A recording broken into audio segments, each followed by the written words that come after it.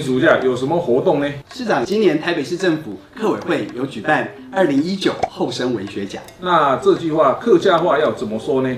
台北市政府哈委会今年如期盼，表上文学奖，本让大家来报名。台北市政府哈委会今年有举办表赏文学奖，欢迎大家来报名。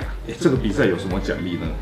最高奖金8万元礼券，还有各项高额的奖金礼券，提供给得奖的后生青年们。哦，这么好看呢！